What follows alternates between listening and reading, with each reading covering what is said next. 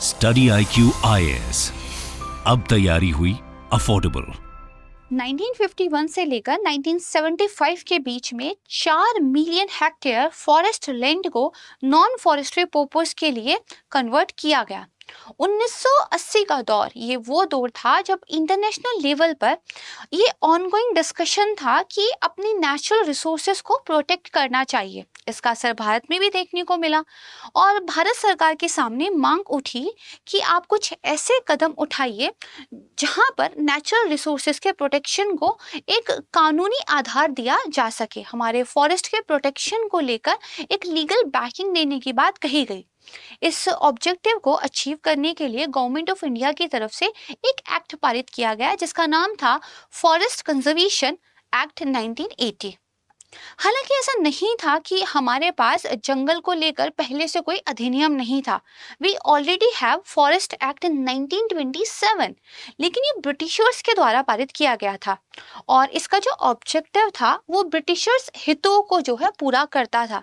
1980 वाले एक्ट का ऑब्जेक्टिव ना सिर्फ जंगलों को प्रोटेक्ट करना था बल्कि किसी डेवलपमेंट एक्टिविटी के लिए अगर फॉरेस्ट लैंड को नॉन फॉरेस्ट यूज के लिए कन्वर्ट करना भी था तो उसको सेंट्रल गवर्नमेंट की तरफ से रेगुलेट किया जाना था। और अगर आप डेटा पर नजर डालेंगे तो ये जो एक्ट है अपने ऑब्जेक्टिव्स को काफी हद तक अचीव भी कर पाया है। जैसे 1980 से लेकर 2023 तक केवल 1 मिलियन हेक्टेयर लैंड ही जो है नॉन फॉरेस्ट्री पर्पस में कन्वर्ट हुआ है। दैट मीन्स कन्वर्जन का ये जो पीस था ये काफी स्लो हुआ 1980 के एक्ट के बाद से। अब अगर प्रेजेंट की बात करें तो भारत सरकार की तरफ से कुछ चेंजेस, कुछ अमेंडमेंट्स इस एक्ट में लाने की बात की जा रही है और जिसके लिए government of India forest conservation amendment bill 2023 को लेकर आई है। माना जा रहा है कि मॉनसून सेशन में इस बिल को पार्लियामेंट में टेबल किया जाएगा एंड मोस्ट लाइकली ये पारित हो जाएगा क्योंकि सरकार का बहुमत है। तो समस्या कहाँ पे है? देखिए, दो बातें हैं। पहला, जो फॉरेस्ट एक्सपर्ट्स हैं, पर्यावरणविद हैं, उनका कहना ये है कि इस बिल के तहत जो फॉरेस्ट प्रोटेक्शन है उसको डाइल्यूट कर दिया गया है। काफ़ी सारी एक्टिविटीज़ को सरकार की तरफ से परमिशन दे दी गई है जिसकी वजह से हमारे वनों का जो है तेजी से विनाश होगा। दूसरी बात यहाँ पर यह कही गई है कि इस बिल को स्क्रूटनी के लिए जॉइंट पार्लियामेंट्री कमेटी को दिया गया था, लेकिन कमेटी के द्वारा ना तो कोई सुझाव ना ही कोई चेंजेस प्रपोज किए गए हैं।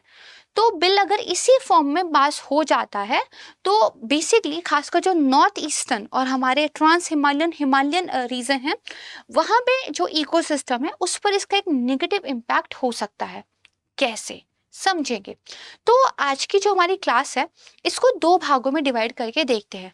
पहला, ये जो हमारा बिल आया है ये कौन से चेंजेस को जो है प्रपोज करता है और दूसरा, इन चेंजेस को लेकर क्या की इश्यूज है, क्या क्रिटिसिज्म सामने आ रहा है एंड क्या सॉल्यूशन हो सकता है। तो आइए शुरुआत करते हैं आज की क्लास। नमस्कार दोस्तों, मैं हूँ प्राची और स्टडी IQ पर आप लोगों का बेहद स्वागत करती हूँ। तो देखिए, फॉरेस्ट कंजर्वेशन एक्ट 1980 इसको अमेंड करने के लिए आपका फॉरेस्ट कंजर्वेशन अमेंडमेंट बिल जो है लाया गया है। एक तो भारत सरकार को ये मोर एम्पावर करता है फॉरेस्ट के प्रोटेक्शन को लेकर। दूसरा, जो भी हमारे फॉरेस्ट रिसोर्सेज हैं, चाहे वो टिम्बर हो, बैम्बू हो, कोल हो या फिर कुछ मिनरल्स की माइनिंग हो, उनके रेगुलेशन के लिए भी ये सेंट्रल गवर्नमेंट को ज़्यादा पावर देता है। राइट है।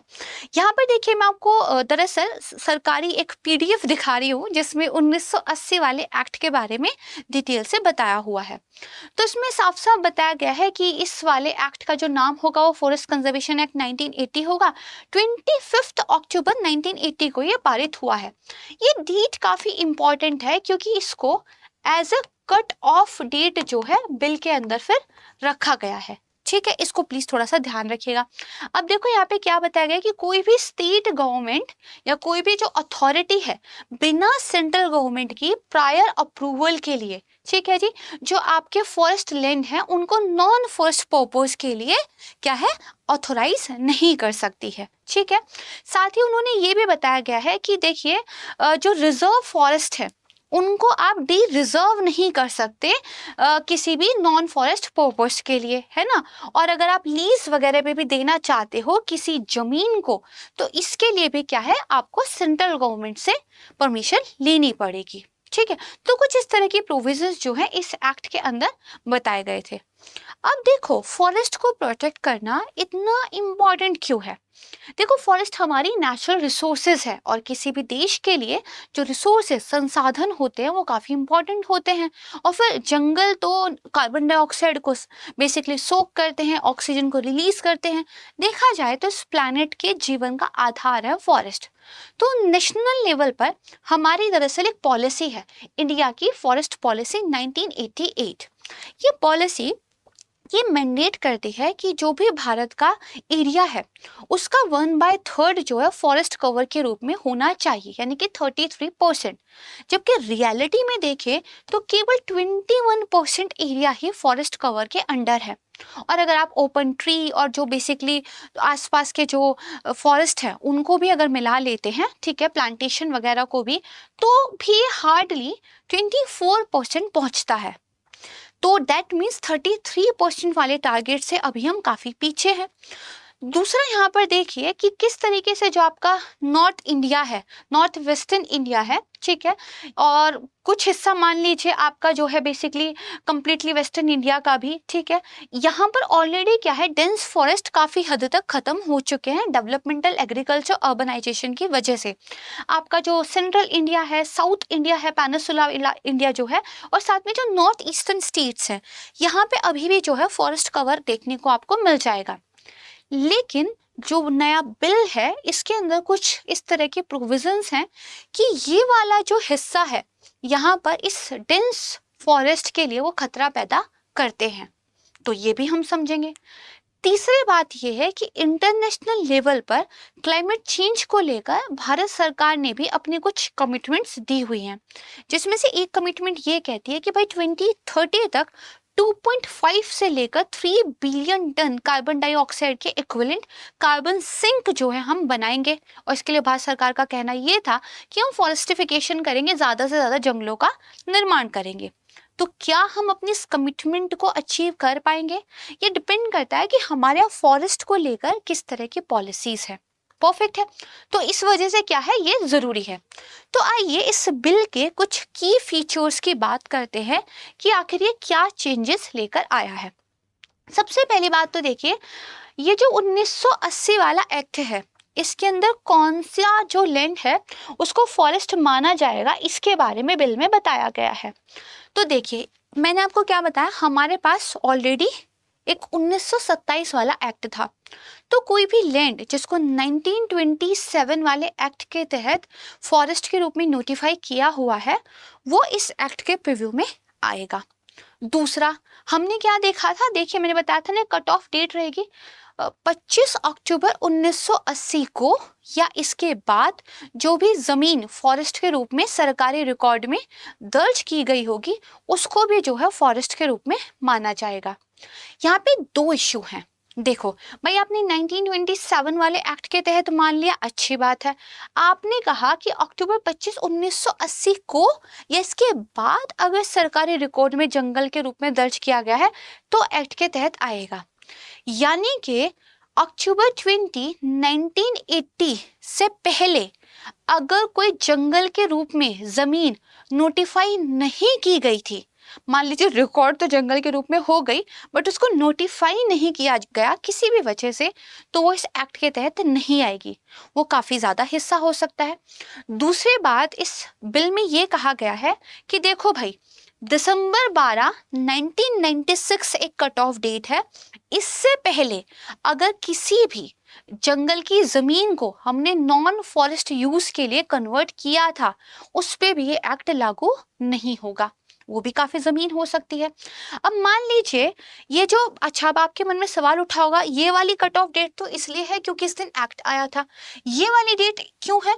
इस दिन सुप्रीम कोर्ट का एक बेहद इंपॉर्टेंट जजमेंट आया था जो यहाँ पर रिलेवेंट है, जिसके बारे में हम बात करेंगे। ठीक है, अभी ये समझो, मान लीजिए दिसंबर 12 1996 से पहले जंगल की कोई जमीन लीज पे दी गई थी किसी कंपनी को कि आप यहाँ पे कोल की माइनिंग कर लीजिए। मान लेते हैं आज के टाइम पे वो लीज खत्म हो रहा है, तो अब तो हमें उस जमीन को प्रोटेक्ट करना चाहिए, वहां पे रीफॉरेस्ट जो है करना चाहिए, है ना, अफॉरेस्टेशन हमें करना चाहिए। लेकिन क्योंकि यहाँ पे ये कह दिया गया है कि भाई दिसंबर 12 1996 से पहले अगर कोई फॉरेस्ट हमने नॉन फॉरेस्ट पर्पस के लिए कन्वर्ट कर दिया था, वो इसके तहत नहीं आएगा। तो ये कुछ इश्यूज हैं जिनको लेकर सवाल उठ रहे हैं, बात करेंगे। दूसरा देखो, कुछ कैटेगरीज को एग्जिम्प्ट जो है कर दिया गया है, छूट देती गई है। जैसे यहाँ पे ये कहा है कि अगर सरकार के द्वारा जो है मेंटेन किया जाने वाला कोई रेल या फिर कोई रोड है, ठीक है, जो बेसिकली क्या है, ह्यूमन हैबिटेशन से जाकर लिंक होता है, तो वो जो है इस एक्ट के प्रीव्यू में नहीं आएगा। इसके अलावा बोला कि जो भी इंटरनेशनल बॉर्डर्स है, अंतर्राष्ट्रीय सीमाएं हैं, उनका पास का 100 किलोमीटर वाला एरिया, उसको भी इस एक्ट के तहत छूट मिली होगी।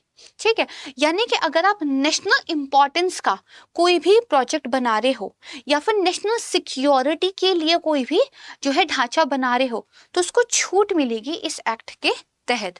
इसके अलावा ये कहा कि अगर सिक्योरिटी रिलेटेड कोई भी इंफ्रास्ट्रक्चर आप बना रहे हो 10 हेक्टेयर तक का, है ना, कुछ भी आप कैंप बना रहे हैं पैरामिलिट्री फोर्सेस के लिए, डिफेंस रिलेटेड कुछ प्रोजेक्ट कंस्ट्रक्ट कर रहे हैं, उसको छूट मिलेगी।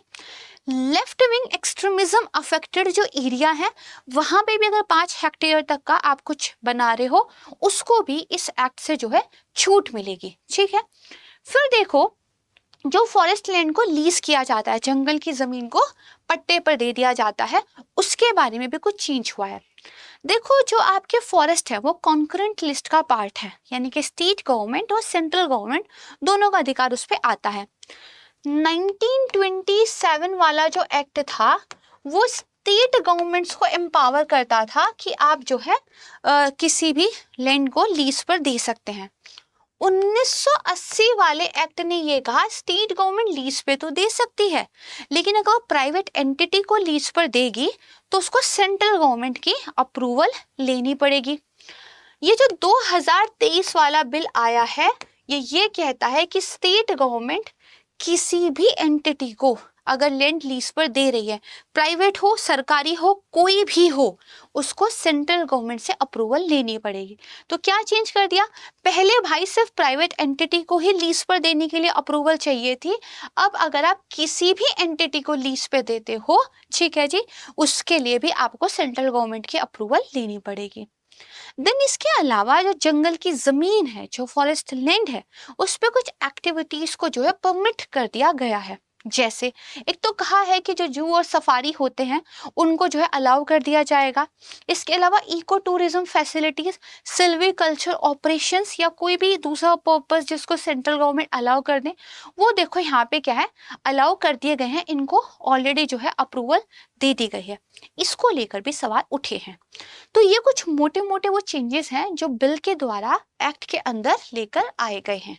परफेक्ट है। अब देखते हैं कि इन चेंजेस की वजह से कौन कौन से की इश्यूज सामने आते हैं और क्या क्रिटिसिज्म हो रहा है। परफेक्ट है। चलिए, सबसे पहला तो देखिए क्या कहा गया, कोई भी जमीन जो भले जंगल के रूप में रिकॉर्ड की गई थी 1980 से पहले बट नोटिफाई नहीं की गई थी, ठीक है जी, वो इस एक्ट के प्रीव्यू में नहीं आएगी। पहली प्रॉब्लम, काफी सारी जमीन क्या है आपने इस एक्ट के अंदर बेसिकली लेकर आया ही नहीं है।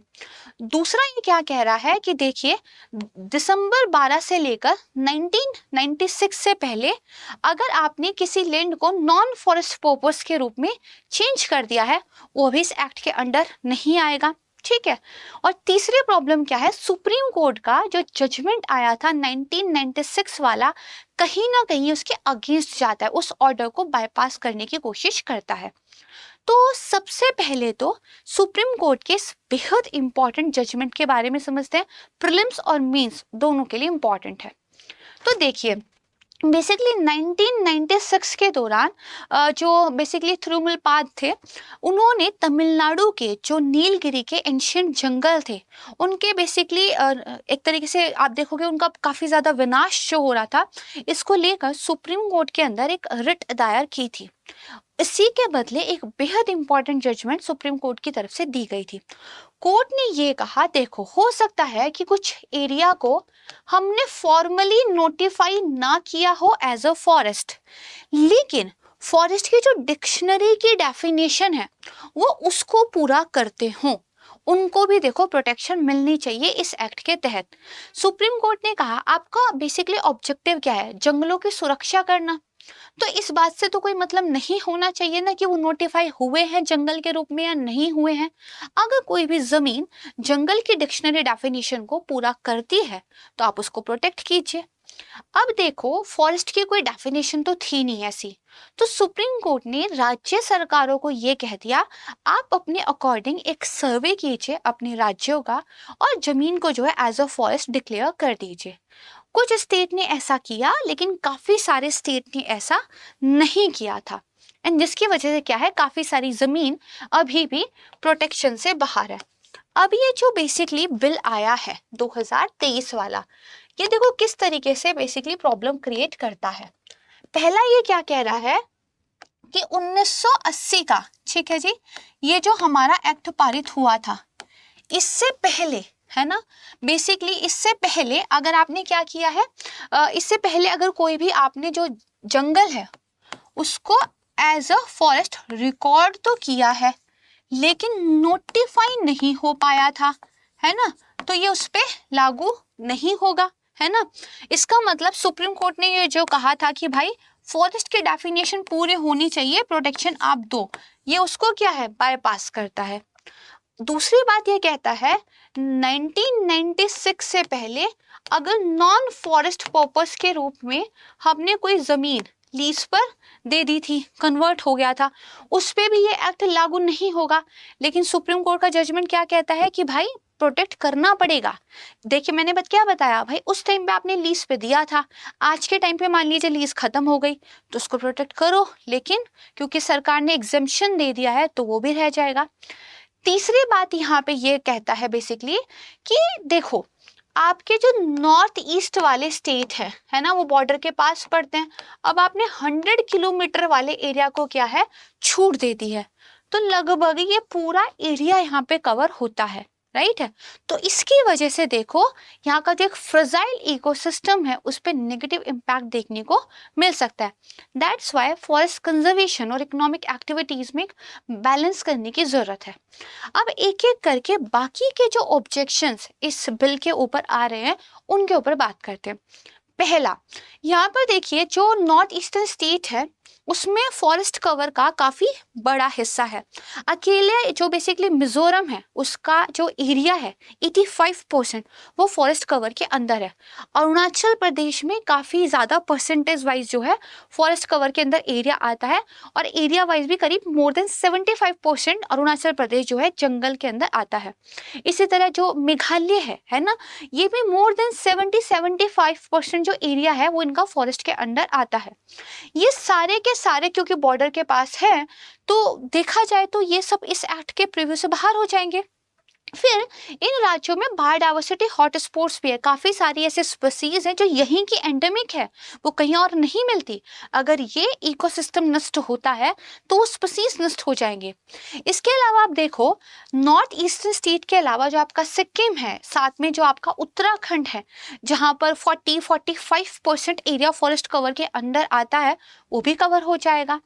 तो इसकी वजह से जो हिमालयन, ट्रांस हिमालयन और आपका नॉर्थ ईस्टर्न रीजन है इसमें सिग्निफिकेंट फॉरेस्ट लॉस होगा आने वाले टाइम में, क्योंकि नेशनल सिक्योरिटी, नेशनल इंपॉर्टेंस के नाम पर यहाँ पे काफी डेवलपमेंट ऑलरेडी चल रही है।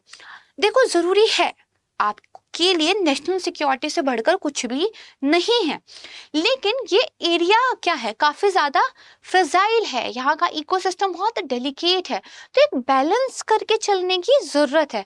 तो आप ब्लैंकेट छूट मत दे दो केस बाय केस स्टडी करके जो है आप छूट दो, है ना, क्योंकि इस यहाँ का जो वल्नरेबल इकोलॉजिकल और जियोलॉजिकली सेंसिटिव एरिया है, इसमें अगर आप चेंजेस करते हो तो एक्सट्रीम वेदर इवेंट ट्रिगर हो सकते हैं, जो हमें उत्तराखंड में, नॉर्थ ईस्ट स्टेट्स में देखने को मिल रहे हैं। चाहे वो अभी की हैवी बारिश ले लीजिए, जोशी मठ का जो है केस स्टडी ले लीजिए, केदारनाथ वाली आपदा ले लीजिए, तो हमें क्या ब्लैंकेट छूट नहीं देनी चाहिए थी, ये गलत है। आप केस बाय केस पे जो है बेसिकली प्रॉपर स्टडी करके अप्रूवल दीजिए।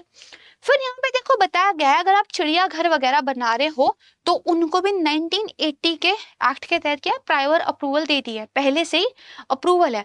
जंगल के अंदर ही चिड़ियाघर बनाने का औचित्य नहीं है, और सुप्रीम कोर्ट भी इसके खिलाफ है।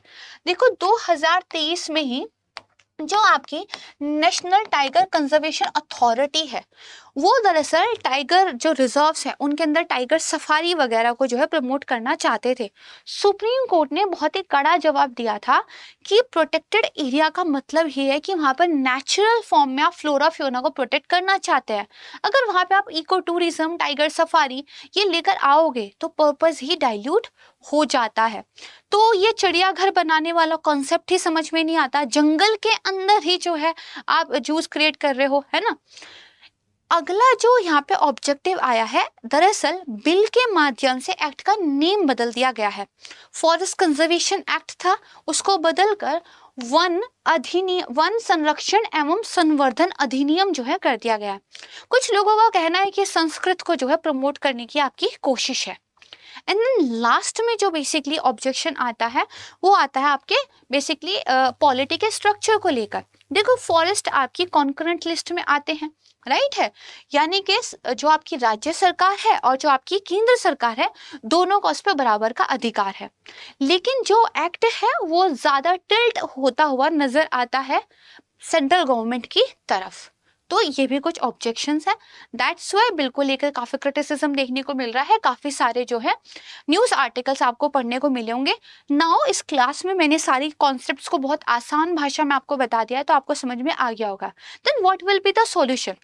Balancing forest conservation and the economic activities, that is the solution. ठीक है, ये आपको ध्यान रखना है। ओके तो अब जब आपको हर चीज समझ में आ गई है, तो यहाँ पे मैंने एक मीन्स का क्वेश्चन आपको दिया है, इसको प्लीज जो है आप अटेम्प्ट कीजिएगा। परफेक्ट है। एंड इसी के साथ अगर आप स्टूडियो IQ के P2I बैच का पार्ट बनना चाहते हैं तो एक गोल्डन अपॉर्चुनिटी आपके लिए है। 22 जुलाई को शाम को 6 बजे से हमारी क्लासेस स्टार्ट हो रही है, और हम यूट्यूब पे आपको इतना मन लगाकर, इतनी जान लगाकर पढ़ाते हैं, तो सोचिए पेड बैचेस में जब आप आएंगे, हम लोगों से लाइव पढ़ेंगे, वहाँ का एक माहौल ही अलग होगा। और आपको आपके मेंटर्स एलोकेट किए जाते हैं जो फ़ोन पे आपसे कनेक्ट रहते हैं, और वो आपकी हर प्रॉब्लम के लिए जो है आपका साथ देते हैं, चाहे वो पढ़ाई से रिलेटेड हो या अगर आप पढ़ाई के दौरान जो है स्ट्रेस भी अगर झेल रहे हैं, तो एक गाइडेड जो है बेसिकली आपको पूरा माहौल यहाँ पे मिलता है। इस बैच के बारे में एडमिशन लेने से पहले हो सकता है आपके मन में बहुत सारे सवाल हो, क्लासेस को लेकर, नोट्स को लेकर, बुक्स को लेकर, तो आप मुझसे मेरे टेलीग्राम चैनल पर कुछ भी पूछ सकते हैं। UPSC विद प्राची एक छोटी सी फैमिली है हमारी, इसको ज्वाइन कीजिएगा। If you want to ask anything please मुझे जो है आराम से यहाँ पे आप पिंग कर सकते हैं। साथ में जो भी हमने पढ़ा है और जो क्वेश्चन मैंने यहाँ पे आपको दिया है, उसकी प्रैक्टिस करने के लिए, इस PDF को डाउनलोड करने के लिए भी आप मुझे मेरे टेलीग्राम चैनल पे ज्वाइन कर सकते हैं।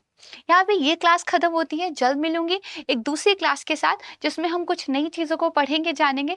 तब तक के लिए अपना ध्यान रखिएगा, अपनों का ध्यान रखिएगा। Thank you so much everyone. जय हिंद। स्टडी IQ IAS, अब तैयारी हुई अफोर्डेबल।